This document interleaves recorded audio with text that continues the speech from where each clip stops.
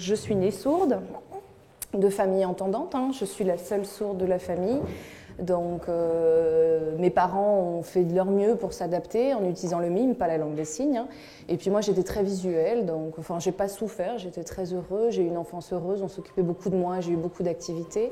Et puis j'ai d'abord intégré une école d'entendants où je jouais beaucoup. Et puis mes parents ont compris que c'était mieux de me mettre dans une école avec des sourds, donc j'étais très loin, ils m'ont mis à Nice en pensionnat. Et puis, je me souviens, la première année de maternelle, on m'a appris l'alphabet, donc je recopiais ce qui avait été écrit au tableau sans comprendre exactement de quoi il s'agissait, A, L. Je suivais voilà, ce qui était écrit, je recopiais. Je m'en rappelle très très bien. Faire tout le temps les mêmes activités, j'avais aucune idée de ce qui se passait, j'avais pas d'explication. J'allais chez l'orthophoniste très régulièrement, 3 fois par jour. Mais voilà, j'avais pas d'image de ce que j'apprenais en fait. Donc je recopiais, je me souviens, j'écrivais 1 fois par semaine à mes parents, je leur envoyais un courrier. Et tous les lundis, je recopiais ce qui se passait au tableau. Je le recopiais très bien, très proprement, mais alors ça ne me signifiait rien du tout et je leur envoyais ça tous les lundis sans savoir ce que je leur écrivais finalement. Et puis la 3e année, donc quand j'ai intégré le CP, alors ça a été mon vrai traumatisme. Le professeur était très difficile, d'ailleurs elle était assez sévère. On était tous des élèves sourds et on ne comprenait pas du tout ce qu'elle nous apprenait. Elle écrivait au tableau et elle nous imposait de recopier les mots. Donc elle nous montrait une image, une maison par exemple, et elle nous disait que c'était une maison. Ensuite, une rose. Et puis, moi j'ai fait un blocage, hein, je refusais d'écrire parce que mes camarades, eux, recopiaient, comme on leur disait de le faire.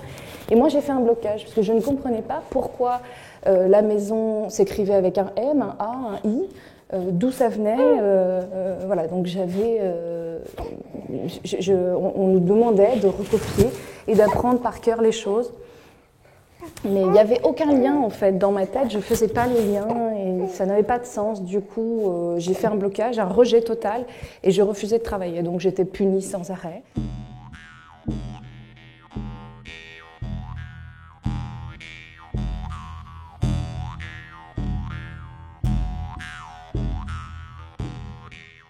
Le professeur a prévenu la directrice de me virer de l'école en estimant que je n'étais pas capable. Mes parents ont été convoqués, ils n'étaient pas d'accord, ils ont expliqué un petit peu la situation.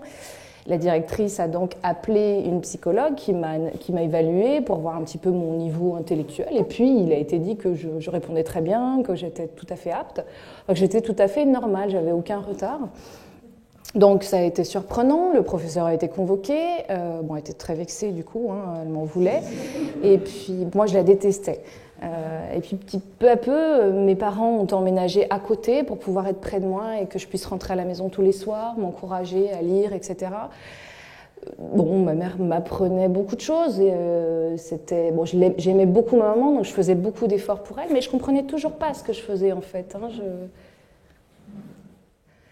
Lorsque j'ai dû entrer en CM1, j'ai intégré une école d'entendants près de mes parents, où j'ai été très heureuse parce que on respectait ma surdité.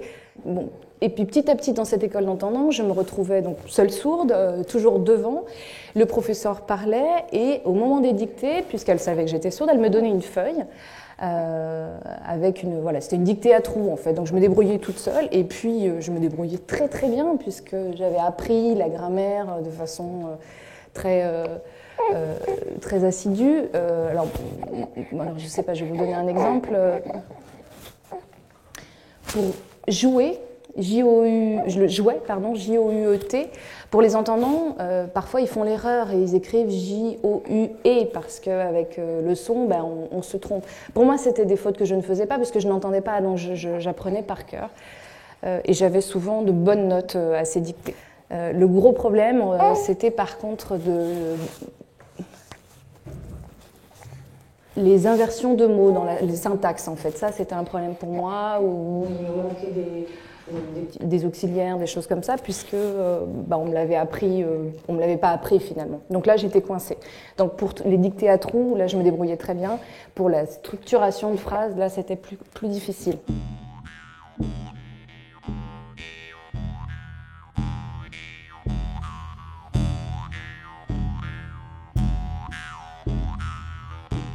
J'ai intégré l'école des sourds de Strasbourg, donc une école spécialisée. Et dans la classe, j'ai été très surprise de voir que mes camarades n'écoutaient rien du tout de ce que le professeur disait. Et bon, je me suis posé des questions parce que moi, j'avais intégré des écoles d'entendants en regardant le professeur qui parlait, donc je suivais plus ou moins. Et là, me retrouver dans une école spécialisée, j'ai pas vu la différence. Alors, je me suis posé des questions et je voyais que mes camarades ne suivaient pas. Pendant que le professeur parlait, il n'y avait aucun échange, il fallait recopier ce qui était inscrit au tableau. J'adorais les BD, les bandes dessinées, parce qu'il y avait toujours des mots associés à des images. Donc ça me permettait de comprendre un petit peu et j'étais beaucoup plus motivée à faire l'effort de... Et peu à peu, j'ai appris, j'ai eu envie et j'ai appris, alors qu'un texte qu'on me donnait comme ça de but en blanc, bon, j'avais aucune motivation, donc le côté visuel me donnait cette motivation.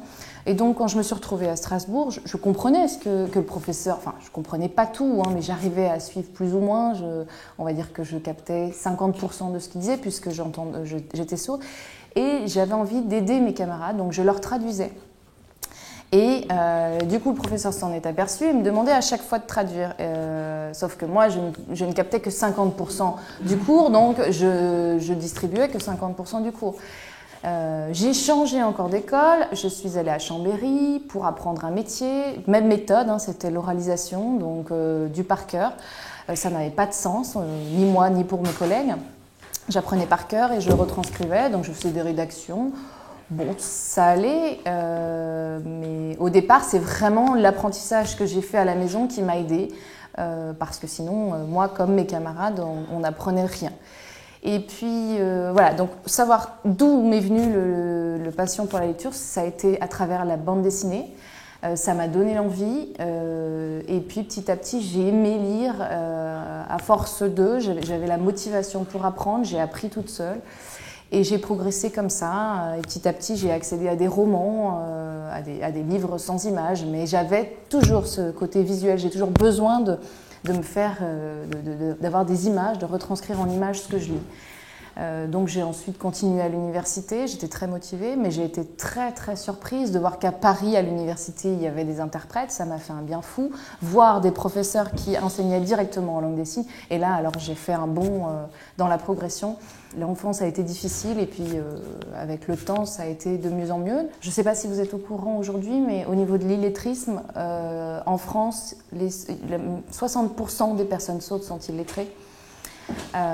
Donc on accuse les personnes sourdes d'avoir un retard, mais on ne cherche pas à comprendre d'où est la faute. Est-ce que c'est les sourds? Est-ce que c'est l'enseignement? Moi, à mon avis, c'est la méthode d'enseignement qui n'est absolument pas adaptée.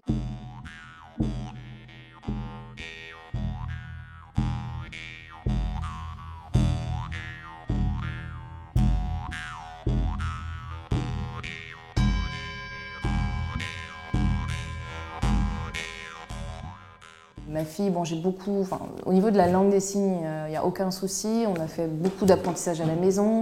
Je lui ai raconté beaucoup de contes quand elle était jeune. Elle adorait ça quand je lui signais un conte. Et puis, je coupais le conte au cours de l'histoire pour un petit peu la faire travailler. Et puis, ça l'angoissait beaucoup et elle essayait. Et petit à petit, elle a progressé parce qu'elle est curieuse, elle avait toujours envie de connaître la fin de l'histoire, donc c'était une bonne façon de la forcer un petit peu à apprendre. Et puis elle a compris comme ça, peu à peu, les mots, elle a fait les liens, mais voilà, je me suis adaptée à elle.